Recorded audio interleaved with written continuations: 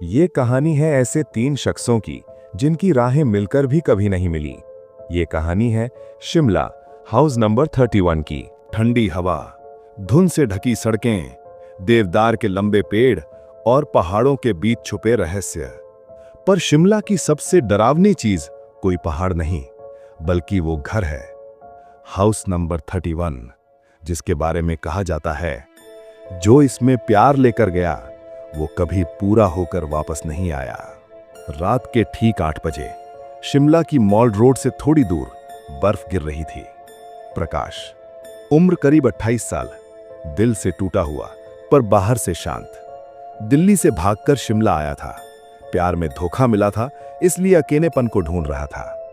Hotel वाले ने जब किराए का घर बताया तो बस एक ही सस्ता घर मिला, हाउस नंबर 31। सर, अगर आप चाहें तो दूसरा देख लीजिए।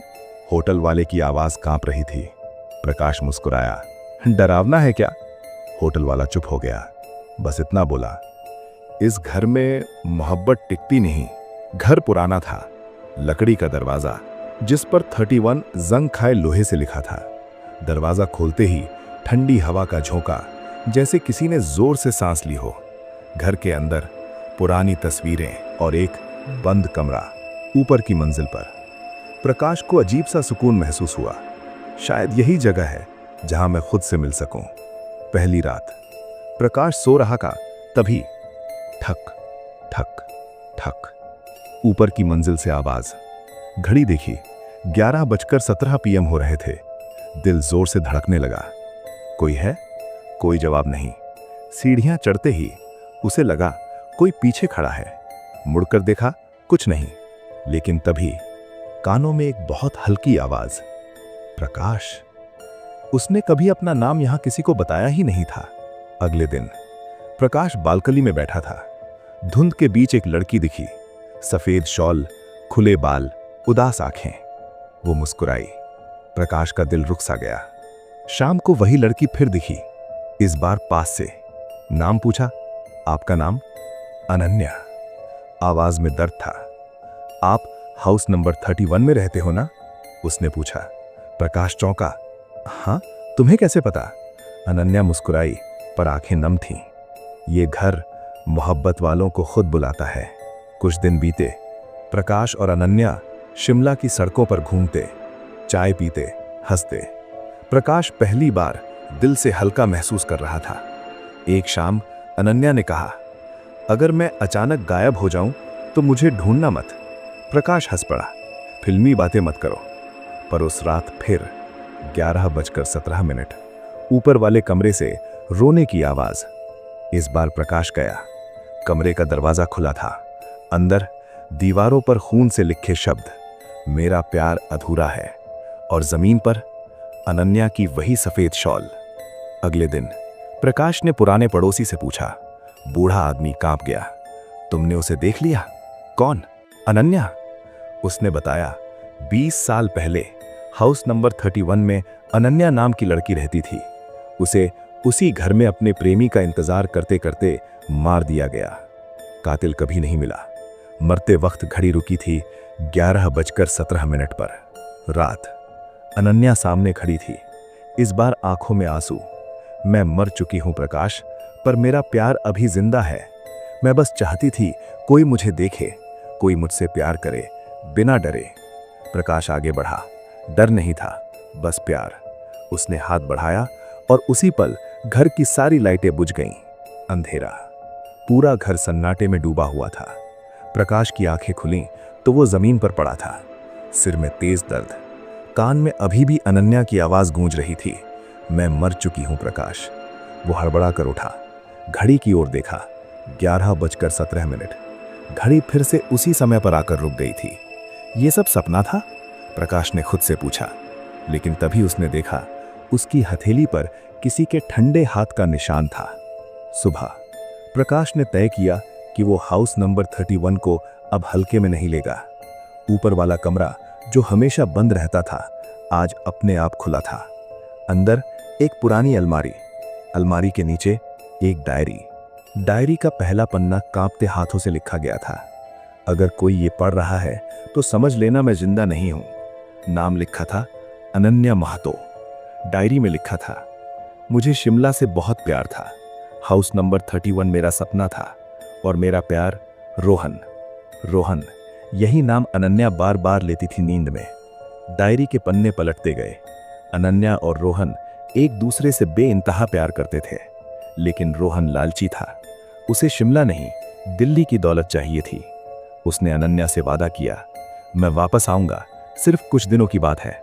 वो गया और फिर कभी नहीं लौटा। अनन्या रोज उसी खिड़की के पास बैठकर इंतजार करती रही, इंतजार जो मौत में बदल गया। डायरी का आखिरी पन्ना कांपते हाथों से लिखा गया था, आज रोहन वापस आया है, लेकिन उसकी आंखों में प्यार नहीं, डर है। उस रात रोहन ने अनन्या से कहा, ये घर मेरे नाम कर दो। अनन्या ने मना कर दिया और फिर 11:17 उसी कमरे में, उसी घड़ी के सामने अनन्या की हत्या कर दी गई। प्रकाश की सांसें तेज हो गईं। उसे अचानक अपने सपने याद आए। बचपन से वो अक्सर एक सपना देखता था, शिमला, एक सफेद शॉल वाली लड़की और खून से सना कमरा। उसका सिर घूमने लगा। तभी पीछे से आवाज आई, तुम रोहन नहीं हो, लेकिन तुम उसी जैसे हो। अनन्या सामने खड़ी थी। इस बार वो डरावनी नहीं थी, बस बहुत थकी हुई। अनन्या बोली, हर वो लड़का जो टूटा हुआ दिल लेकर हाउस नंबर 31 आता है, वो मुझे दिख जाता है, पर तुम अलग हो प्रकाश, तुम मुझे बिना डर के देख सकते हो। उसने धीरे से कहा, मुझे मुक्ति चाहिए, मेरी कहानी पूरी करनी होगी। अनन्या ने बताया, हाउस नंबर 31 श्रापित है। जब तक उसकी हत्या का सच सबके सामने नहीं आएगा और कोई दिल से उसे अपना नहीं मानेगा, वो आत्मा यहीं भटकती रहेगी, और जो भी यहां रहेगा वो या तो पागल हो जाएगा या कभी बाहर नहीं जाएगा। प्रकाश ने पूछा, अगर मैं कोशिश करूं तो? अनन्या मुस्कुराई, तो शायद मेरी अधूरी मोहब्बत पूरी हो जाए। उस रात बर्फ बहुत तेज गिर रही थी। पूरा शिमला सफेद चादर में ढक गया। प्रकाश मोमबत्ती लेकर उसी कमरे में गया जहां अनन्या मरी थी। दीवारें कांपने लगीं। हवा में एक नाम गूंजा, रोहन। और तभी आईने में एक साया दिखा। वो कोई और नहीं, रोहन की आत्मा थी। रोहन की आत्मा चिल्लाई, ये घर मेरा है, अनन्या मेरी थी। प्रकाश आगे बढ़ा। डर नहीं था, बस सच्चाई। उसने जोर से कहा, तूने उसे मारा। वो प्यार नहीं, लालच था। आईना टूट गया। घर हिलने लगा। अनन्या रो रही थी। प्रकाश ने अनन्या का हाथ पकड़ा।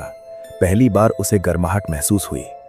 मैं तुम्हें अपना मानता हूं प्रकाश, तुम्हारी कहानी अब अधूरी नहीं रहेगी। रोहन की आत्मा चीखती हुई अंधेरे में घुल गई। घड़ी की सुइयां हिली। 11:18।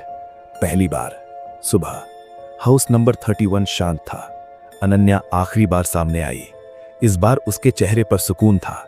धन्यवाद प्रकाश, अब मैं जा सकती हूं। धीरे धीरे वो धुंध में घुल गई। घर से ठंडक चली गई। प्रकाश ने शिमला छोड़ दिया। सालों बाद एक परिवार हाउस नंबर 31 में रहने आया। सब ठीक था, लेकिन रात के 11:17 एक बच्ची ने पूछा, मम्मी, वो अंकल कौन है जो खिड़की में खड़े हैं? खिड़की में प्रकाश की परछाई थी। साल 2025। हाउस नंबर 31 में नया परिवार रहने आया था। सब कुछ सामान्य लग रहा था, लेकिन हर रात 11:17 घड़ी थम जाती घंटों के लिए। ठंडी हवा, खिड़कियों का अपने आप खुलना और ऊपर वाले कमरे से कदमों की आवाज। बच्ची रोज कहती, मम्मी, वो अंकल फिर आ गए, पर कैमरे में कुछ भी रिकॉर्ड नहीं होता। एक दिन घर के नए मालिक को पुराने कागजात मिले। उनमें एक नाम बार बार लिखा था, प्रकाश, और एक लाइन, इस घर से वो कभी गया नहीं था।